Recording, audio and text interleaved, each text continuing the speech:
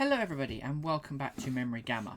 Today we are going to continue with our series of going through the smaller factions, and we're going to look at the probably one of the most iconic villain species of the entire franchise. We are going to go to the Borg Collective.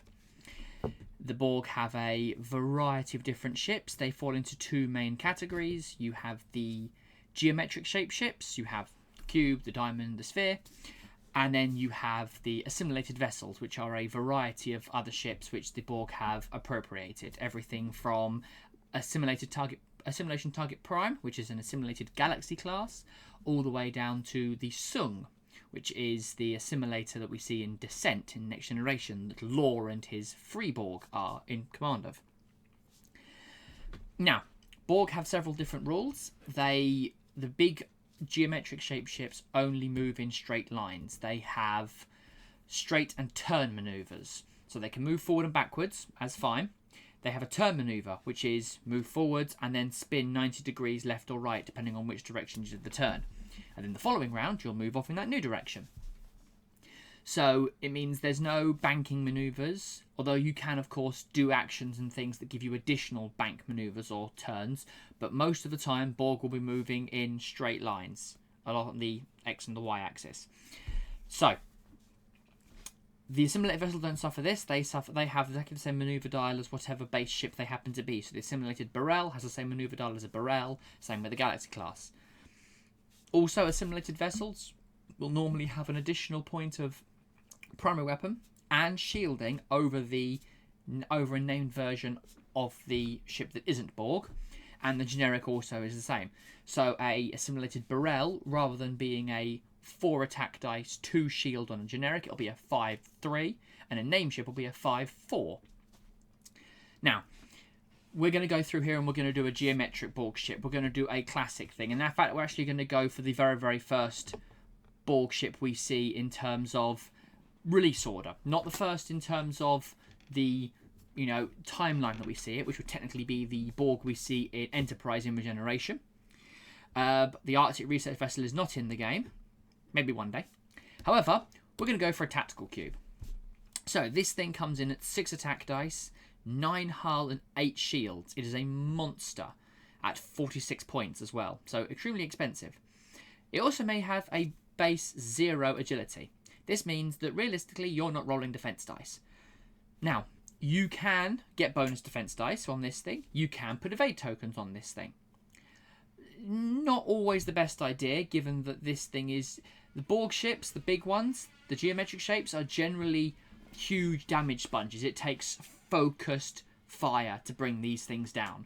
You can do it with... It can take 2, 3, 4, sometimes more shots to bring them down, just due to the sheer hull and armour and shielding of these things. Now, we're going to go straight to the special slot for the Borg, rather than going captains, because the ship comes with a named ability about them, so I want to talk about it quickly. We have the Borg Nanotech upgrade. Now, these are an upgrade slot which only Borg faction ships get natively. There is a few ways to add them on other faction ships. There is a captain that adds one. There's a couple of crew members that add those slots. There's also a Romulan talent that adds a Borg Nanotech slot as well. However, the ones you'll find natively are only on these Borg ships. So, we have a series of different upgrades here. The first one that we're going to put on, because the named ability covers it, is the Borg Ablative Hull Armour. Now, this is, as you can see over here, a 10-point card. Yes, Borg are the wow, that's expensive faction. However, this does kind of stand up and, pay for itself. So when you defend, you convert all the opponent's crits into hits. That's nice. Now, that is since when you're defending, you convert their dice, then they convert, you would convert all of those crits down to hits. If they have a way of converting up to crits or adding in crits after, then that doesn't get converted downwards. However, all damage cards that you receive go underneath that card until you have 4. At the point you discard the upgrade and all the damage cards beneath it. So, fundamentally, you're paying 10 points for 4 additional hull points. On Tactical Cube 138 here, it's only 7 points. You get a 3-point discount, which means you're paying 7 points for 4 additional hull points. because you'll kill all the 8 shields, and then they'll have to chew through 4 points of the ablative hull armor before they start damaging your actual hull and giving you cards. Now, there is a temptation just to put 2 copies of it on this ship, because why would you not? It's a discount, and it just makes the ship even harder to kill. And I might do that just for now, but we might cycle back. Now, there are some other upgrades. I'm not going to go through every single one of them. The Borg are a bit too big of a faction to do in one video like I did the Kazon. But eventually what I will do is I will sit down and go through all of one upgrade and talk about each version of the card and what it does in a future video. So, other upgrades you've got, you get the ability to, they do lots of repair, they do lots of stuff around drone tokens, which I'll explain when we get to the captains. Multi-adaptive shielding is good for defensive. Neural linked interplexing beacon, they're very good for... The interplexing beacon's very good when you're on the offensive. However, the interplexing beacon is something which is worth mentioning here. The Borg geometric shapeships, so the tactical cube, scout cube, sphere, and diamond, have a 360 firing arc, which means they are limited to firing at range 1 to 2. They cannot fire primary weapon at range 3 in the same way that the Nor orbital space station and the oversized Borg cubes can't either. Now, weapon cards can be fired beyond that at range 3. Interplexing beacon is only when firing at range 3, because that came out... I honestly cannot remember if that came out before the errata that changed the rules about the firing ranges. That's also the one that changed how the spin maneuvers work. It used to be that you did your spin and then you moved, which meant it was impossible to judge where the Borg ship was going. At any point it could have gone forward, backwards, left or right, and you had no way of guessing. However, that means interplexing beacon is now only really useful either in conjunction with weapon upgrade cards on the geometric shapes or on assimilated vessels, which, since they have a normal firing arc of either 90 or 180, they are allowed to fire up to range 3 as normal. Now, the other thing the Borg get is being able to steal stuff. Assimilation tubules is a big one. This one here is a discard that basically picks a ship that doesn't have any shields, and you get to just take one of their crew upgrades. That one's quite nice. The original version, as you may notice, a lot more expensive, is a disable and spend as a drone token, and you get to steal a crew, weapon, or tech upgrade, but you disable it. Now, that one is more expensive. It's also much more usable because it's a disable, not a discard. It's stealing anything, even if they've got their shields up or if they're cloaked. So you're able to do that and, for example, steal a Romulan cloaking device or an interface generator, anything like that. Anything that you go, oh, you rely on that. It's mine now. That's very Borg. There's a couple more. Technological distinctiveness, which I will try and say again. The technological distinctiveness, which everyone will remember from the Borg's opening monologue and call to actions. It's an action for mission token, and whenever you fire primary weapon, you get an extra attack dice for each mission token. Now, there is no absolute cap on the card, but of course rule of 3 will kick in. But of course, it's always a nice idea if you have 3 or 4 or even 5 tokens on it. The enemy can be running attack dice minuses from shield adaptation, card effects, obstacles, whatever. And you still get your full bonus. And then you've got a handful of the smaller, cheaper ones here. The dispersion field is very nice. It basically means that your ship can't be affected by opponents' upgrades, or by opponents in total. However, it gets discarded as soon as you protect something. So it stops your stuff being disabled, discarded, stolen, messed with by the enemy the first time, and then it just cancels, and then you discard the upgrade. So, let's go to the captains quickly. Now, you will notice on most Borg captains there is a star in captain skill. This means they have a variable captain skill. The captain skill is tied to their drone tokens. So, looking at, so for example, this is the original Locutus of Borg. At the start of the game, you put 9 drone tokens on this card. And while he has those 9 drone tokens, he's skill 9. As you spend drone tokens, your captain skills goes down incrementally 1 per drone token. You can have the drone tokens get back. There are several abilities, passive and action abilities, that give you the drone tokens back. And then you get back up to your original captain skill. There is one ability that allows you to go beyond your normal captain skill, beyond your normal starting number of drone tokens, which is the named Queen Vessel Prime, the named diamond from the modern pack. So, Locutus here is okay. I mean, he's 7 points. He's very expensive for a 9 skill, which goes down. And you basically can spend drone tokens to disable active shields on an enemy ship. It's alright. You have several versions of the Borg Queen. Now, despite the fact that these Borg Queens are not running concurrently, and some of them are Alice Krieg and some of them are Susanna Thompson, depending on whether it's First Contact, Early or Late Voyager, they are all Borg Queen, because there is only ever one Queen in the hive. So, you have a single Borg Queen. Now, the Borg Queen is also an Admiral, the only Borg Admiral.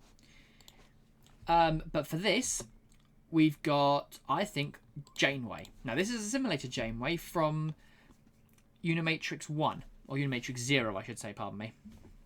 You get 8 drone tokens, and every time an opposing ship does an evade, scan, or battle stations action, you do the same action, spending a drone token, and give them an aux power token. Now, it does mean, since you are actually performing the action, you can only do each one once, but it means if an enemy ship goes splurge, if an enemy ship goes action battle stations and make you do free action scan and all that sort of stuff, it just allows you to harvest all 3 actions, which is nice because battle stations is something the Borg don't get natively. We also notice that all these ones at the top here have got elite talent slots. Once we get to the tactical drones, they don't get talent slots. Borg captains are not generally talented. They are generic drones. They are one of the very, very few races that gets any amount of generic captains, let alone the Borg, which is about 2/3 of all their captains are generic. You can have many copies as you like of this particular drone. So this tactical drone, for example, here, you get 6 drone tokens and you can spend a drone token to add a defense dice to a friendly ship's defense roll. Very good support captain. There's ones that allow you to spend them to maintain target lock on an enemy ship when you spend them to reroll dice. Or you can get battle stations tokens, do damage back, counter attacks, and all that sort of thing. Now, Admiral, again, no reason to not. Borg Queen. Now, talents. We have some nice talents. They are very expensive, however. Resistance is futile. You can discard the card, spend up to 3 drone tokens, pick a number of your attack dice that you've just rolled, and they can become uncancelable. So when you roll your 6, however many dice you roll them, and go, ooh, I rolled, 2 crits and a hit. Perfect. Lock those 3 down. They can't be cancelled. They're going through. We Are the Borg is the same but automatic, but in defense. So you can spend up to 3 drone tokens to add an automatic evade for each drone token you spend. Less useful on the tactical cube. Now, there is a very, very good one. Ocular implants. Whenever you perform a target lock action, you get a battle stations action as a free action. Now, it does mean that doesn't quite gel with Janeway, but it just means you never have to worry about doing that. Your action can be target lock battle stations, and then you can just harvest the free scan evade. The other ones, you get assimilated access codes. You can discard drone tokens to disable shields on the target ship. If they're cloaked, you can, instead of doing that, get rid of 2 drone tokens and make them start decloaking whether they like it or not. Now, that's quite nice. Again, it turns off a bunch of shields. It's an action for turning off up to 3 shields on an enemy ship. Now, that can be useful, not just for killing them. There are some upgrades that say discard this card when you have no active shields. So, that would be a nice way of getting rid of them without having to try and chew through the super defenses. Or, if you want to do that, you action, remove all their shields, and then something else you've got can come in and go, oh, now they have got no shields, I'll come and take something or do something. Also, the ability to target a ship that is never coming out of cloak because they are permacloaked and say, you're decloaking. That's power. That Romulan science vessel that's skittering around the board doing nothing offensive and just hiding with like 8 defense dice and handing up bonuses to everything Romulan. Or the scimitar that will not leave you alone. He definitely decloaks. There are a couple of ways that it can be got around. If there is something in the end phase, for example, there is a crew member Ch'Targ, the Klingons, that you can spend an aux power token in the end phase to flip the token back to its green side. That would be a way of countering assimilated access codes. But for example, the scimitar, to use the most famous example, it requires you taking an Orc's power token to prevent it from flipping when you attack. If it's already flipped, you're decloaking no matter what happens at that point, unless you've got something that can flip it back again. Integrated cloak, for example. You kill the enemy, you can flip the cloak token back to the green side. Now, we've got some tech, weapons, and crew. Now, the tech upgrades, the Borg gets some tech upgrades, same as everybody else. There is some nice ones. Feedback pulses are if the enemy is going for an alpha strike. You know, someone's fired off transphasic torpedoes, you know, a photonic weapon, you know, the photonic cannon, or, you know, something mondo powerful. Because that there is, right, before you roll your dice, I'll just discard the card. You're going to roll your attack dice and modify them as normal. Half of all the damage that you do is cancelled. The other half, you will take. And then you get an Orc's power token when you do that. So that's the enemy going, right, I'm lined up here. I've got 10 dice and I've got perfect conversion if I want it. Fair enough. Whatever you do, half of this damage is being cancelled, half that you're taking. Now, because that's before any dice are rolled, the enemy can, of course, at that point then choose to not take their quality. So they've rolled those 10 dice. Now, of course, if they decide to Yahtzee it and go, okay, well, I've rolled everything hits and crits, it sucks to be them. But if they go, okay, right, well, here I could re-roll and convert and do all of this stuff. However, that's only going to hurt me. Because every 2 points of damage that they convert is a point they're going to take. Now, they don't receive critical hits. Critical damage. So critical damage just counts as normal damage. So the maximum they're going to take is sort of 2 or 3 points. But it's a nice... If they know you've got that, it's a way of not corralling them, but they have to be careful. Because obviously if they do decide to go, you know what, just go for it, an alpha strike, they know that their alpha strike is not hitting you. So it encourages them to chip you to death instead, rather than just go for the and one-hit KO. Which is really hard to do on a Borg ship anyway, but it's always fun. Weaponry. There is a minefield here that the Borg get. The text is very, very small, because it's a ridiculously wordy and texty card. Basically, most minefields, when you put them down, trigger at range 1 around them. The multi-kinetic neutronic mines are basically triggered anytime any ship enters the minefield. So it has to touch the minefield. However, then you roll 4 dice, and whatever damage you roll afflicts everything at range 1 to 3 of the minefield token. Stick it in the centre of the board, and then run a ship over it, and half the board gets a 4 dice attack. Now, it's not 4 dice each. That's you roll 4 dice and apply that damage to everything in range 1 to 3. Ships at range 1 get no defense dice. The rest of the range gets a roll normal defense dice against it, and even a +1 range, +1 at range 3. So it's by no means an instant death, but it is a very nice area of denial, because you go, oh, this thing here, if I trigger this, everything in range 1 to 3 sucks up damage. There's some very, very expensive ones. Cutting beam, you have to have a Borg tractor beam. Basically, you have to lock onto them, hold them in the tractor beam. It means that their shields go down, they don't get to do certain things. It modifies how they move, and if they ever do move outside your range 1, the tractor beam breaks, but you get to do a 10 dice range 1 attack against them. Forward weapons array. Now, this is an important thing. This says, discard this card and target up to 3 ships in your forward firing arc. The Borg Tactical Cube, as with all the geometric shaped ships, does not have a forward firing arc, and so therefore cannot equip or use this weapon. It also means if an enemy card says, oh, are you within the primary firing arc of the enemy ship? A Borg Cube doesn't have a primary firing arc, and so the answer is always no. There are several cards, Evasive Pattern Omega, which is if you're inside the enemy's firing arc and they're not in yours, you get a free sensor echo. It's a very nice, very powerful ability for getting out of trouble at the start of the combat phase, effectively. Can't do it on the Borg, because, well, you're not in their forward firing arc, because they don't have one. Assimilated vessels still have it, and so it still works, but for the geometric shapes, it's something to consider. The fact is, it's quite hard to sneak up on these things.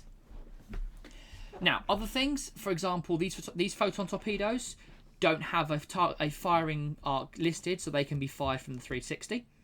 It's suspend the target lock, disable, you get 5 dice, you get a 6th dice when fired from a Borg ship, it gives you range 3, and if they're damaged at all, you deal 1 additional active shield damage.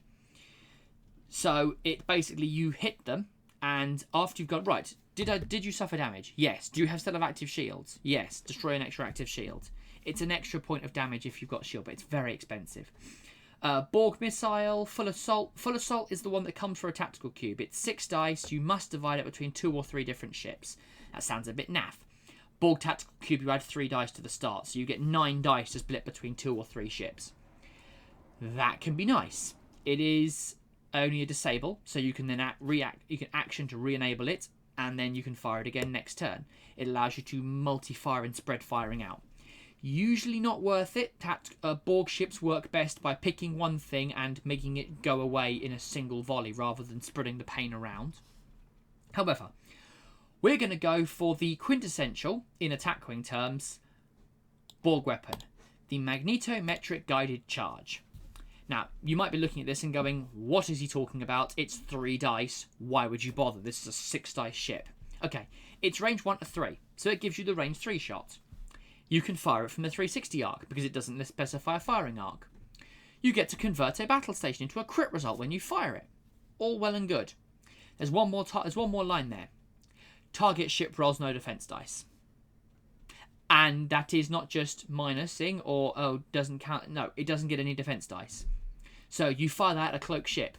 You're rolling 3 dice and they don't get defense dice. They can still spend evade tokens and cancel results from other things, but they roll no defense dice. So you always put a magnetometric guided charge on almost every Borg ship, especially the geometric shapes, because it gives you 360 range 3, and it's a nice way of sniping out those really hard to hit ships. We've got another weapon slot. We can put something in here. Problem is, there's not a lot of really cool Borg stuff. There is one here, actually, to be fair. We'll go for the advanced proton beam. So it gives you, remove this card from play, 2 drone token, 360 firing arc, 6 dice range 1, and it ignores the enemy shields. It's just a way of going, oh, you're massively shielded. No, you're not. So getting through those super defensive Federation builds doesn't stop them from defending against the attack. It just means whatever damage you do, ignore shields. Finally, we have crew. Now, there are several crew upgrades in here that you will recognise. There is Croesus, one of Law's Borg. There is a simulated Tuvok from Unimatrix 0, same as Janeway. There is 3 of 9, one of the Borg that 7 of 9 forces into a mini collector when they get separated. Data in his half-human Borg alliance thing from First Contact. Lots of cool stuff here. There's several versions of 7 of 9. There is also Second, or Icheb, in his Borg version. However, the one that I like to do, especially on the biggest ships, is do 1. So this is from the episode 1, the Borg nanoprobes from 7 of 9 mixed with the Doctor's mobile emitter and make a 29th century Borg drone. So this guy is an action discard. For every damage you suffer this game round, disable a shield rather than destroying it. So, on the turn you're getting shot first turn, you go, action discard that. And the enemy will go through and probably blaze through all 8 of your shields and maybe take out 1 or both of your Borg ablative hull armors. Unless they can do more than that 16 points of damage, at the end phase, all of those shields they just disabled come straight back again thanks to 1. Now there is ways to keep 1 around repeatedly and use him forever, but that requires cross-factioning and doing other things. Now, this is a 99-point Borg cube. As you see, Borg ships are very, very expensive, especially the huge ones and the geometric shapes things. For the Fremont, there is usually the 50-point limit. These things, since they have a base cost of higher than 42, you get 8 points to spend, irrespective of what their base cost. So this thing is for 46, you can go up to 54. To give you 8 points to buy something at least. Otherwise, you'd be left with 4 points on this thing, which is basically enough. You'd buy your captain, and that's it. And realistically, the bigger ships don't work unless you give them that bit of wiggle room. However, the giant Borg ships honestly do not see an awful lot of play, which is a shame because they are absolute behemoths. But, so this is the build.